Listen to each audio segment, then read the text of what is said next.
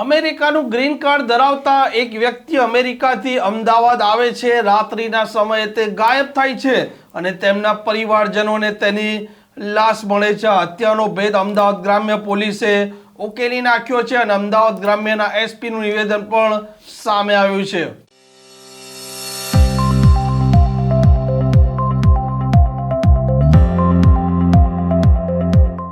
નમસ્કાર, આપ જોઈ રહ્યા છો હોટલાઇન ન્યૂઝ અને હું છું આપની સાથે તોફિક ગાંચી. અમદાવાદમાં એક અમેરિકી એનઆરઆઈ ગ્રીન કાર્ડ ધરાવતા વ્યક્તિ જેમનું નામ છે દીપક પટેલ, તેઓની પરમ દિવસે રાત્રિના સમયે હત્યા થઈ ગઈ હતી અને હત્યાનું કારણ સામે આવ્યું છે કે 61 લાખ રૂપિયાની લેતી દેતી. આરોપી છે ઇન્દ્રજીત ઉર્ફે લાલો, તેણે જ આ દીપક પટેલની હત્યા કરી છે.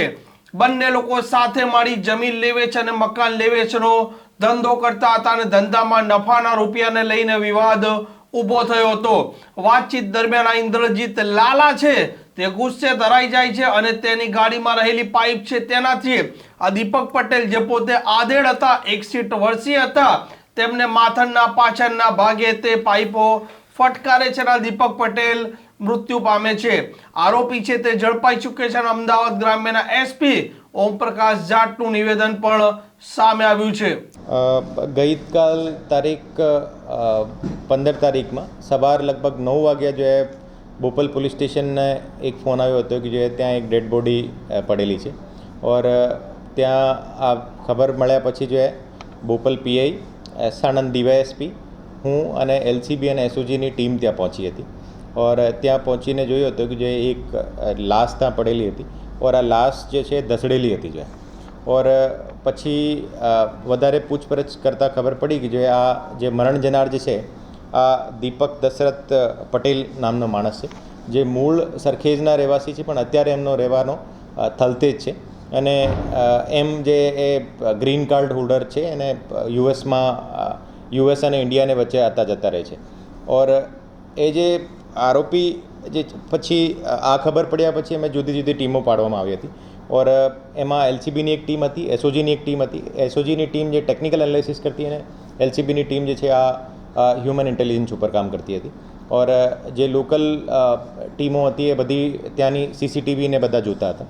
ઓર આ તમામ ઇન્વેસ્ટિગેશનને આધારે અમે ખબર પડી કે જો આ જે વિક્ટિમ હતો, વિક્ટિમ એક માણસ જે ઇન્દ્રજીત ઉર્ફે મુન્નો નામનો એક માણસ છે, જે મૂળ ગરોડિયા ગામનો છે ઓર અત્યારે સિલજ સર્કલને પાસે એમનો મકાન છે, ત્યાં રહે છે. અને એને સાથે જો એ 15-16 વર્ષથી જો એ જમીન દલાલીનો બિઝનેસ કરતો હતો. ઓર આ 15-16 વર્ષથી ને છેલ્લા એકાદ વર્ષથી જો એને પૈસાની લેતી દેતીને લઈને એનો કંઈ ઇસ્યુ હતો. ઓર આને આધારે આજે અમે 1-2 શકમંદ હતા એને આઈડેન્ટિફાઈ કર્યા હતા. ઓર પછી જે મતલબ આજ રાત્રિ જો માણસને જો કોઈ જગ્યાએથી અમે ડિટેન કર્યો છે.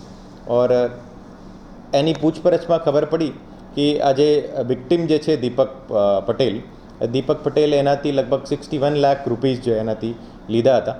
ઓર એનો જે જમીન દલાલીનો જે બિઝનેસ હતો, આ બિઝનેસમાં પાર્ટનર રીતે હતો, પણ એને સાથે જો એનો જે પ્રોફિટ શેરિંગને લઈને જો એની રકઝક હતી ઓર એને કારણે જે છે આ બનાવ બન્યો હતો.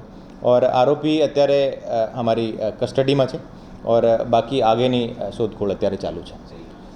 અત્યાર સુધીની પૂછપરછમાં ખબર પડી કે જે આરોપી અને ફરિયાદી બંને એક જ ગાડીમાં એક સેલેરિયો ગાડી હતી એમાં ટ્રાવેલ કરતા હતા. ઓર આ જે ગાડી જે છે આ વિક્ટિમ દીપક પટેલની હતી.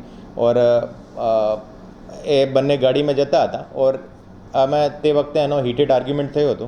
ઓર હીટેડ આર્ગ્યુમેન્ટને આધારે પછી એને ત્યાં ગાડીને અંદર એક પાઇપ હતો, જે પાઇપની ઈજા કરીને જે એની મોત નિપજાવી હતી. ઓર પછી બોડી જે છે ત્યાં ફેંકી દીધી હતી. સર, રાત્રે 12 વાગે આરોપી બહાર નીકળ્યો હતો, મૃતક બહાર નીકળ્યો હતો, તેને બોલાવવામાં આવ્યો હતો કે ગાડી બહાર નીકળ્યો, શું વાત છે?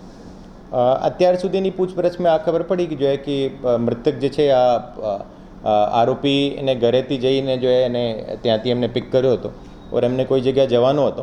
ઓર પછી રસ્તામાં એની જો રકઝક થઈ અને એને આધારે જો બનાવ બન્યો હતો.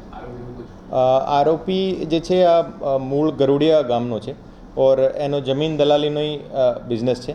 ઓર એને ઉપર જૂનો એનો ઇતિહાસ એવું છે કે એક એની ઉપર જુગારનો કેસ છે બોપલ પોલીસ સ્ટેશનમાં, ઓર એક એમને ઉપર મારામારીનો કેસ છે. ત્રીજો કેસો છે. ઓર એમ મતલબ જમીન દલાલીનો બિઝનેસ હતો. પછી બનાવ બન્યા પછી જો આ જે ફરિયાદીની જે ગાડી હતી, જે વિક્ટિમની જે ગાડી હતી, વિક્ટિમની ગાડી લઈને જો ભાગી ગયો હતો. ઓર અમે એમને જો મતલબ એક અમદાવાદના નજીકના જિલ્લાથી જો એને ત્યાંથી. આવા પ્રકારના વિડીયો તમને જોવા ગમતા હોય તો હોટલાઇન ન્યૂઝ ચેનલને લાઇક, શેર અને સબસ્ક્રાઈબ કરો.